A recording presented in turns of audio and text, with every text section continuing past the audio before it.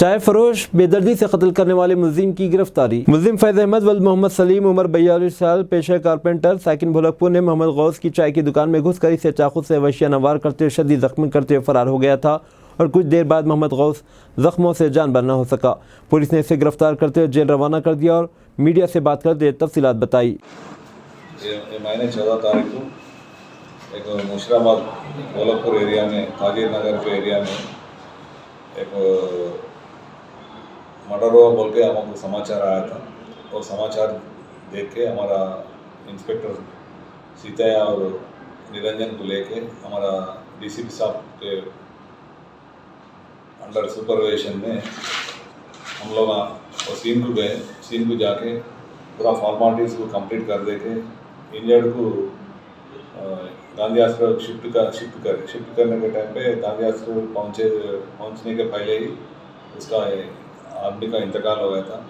और इंतकाल होने के बाद वो इन्वेस्टिगेशन करे, वो केस की इन्वेस्टिगेशन करके फयाज अहमद बोल के एक आदमी लोकलाइड, इन लोग दोनों फयाज अहमद एंड गौसुद्दीन दोनों दोस्तां थे। पहले छोटे छोटे मसले पे उन लोगों को थोड़ा 2-3 बार गड़बड़ हुआ था। गड़बड़ होने के बाद एक के ऊपर एक गर्ज कर लिए थे।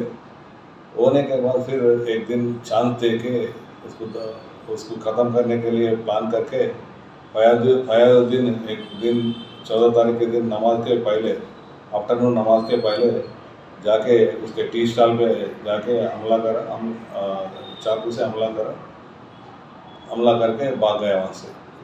आज सवेरे हमारा मुशीराबाद इंस्पेक्टर और चिकटवली इंस्पेक्टर दोनों टीम्स बना के, स्पेशल टीम्स बना के ऑफेंडर को पकड़े और अभी कोर्ट को जुडिशियल कस्टडी को भेज देते हैं।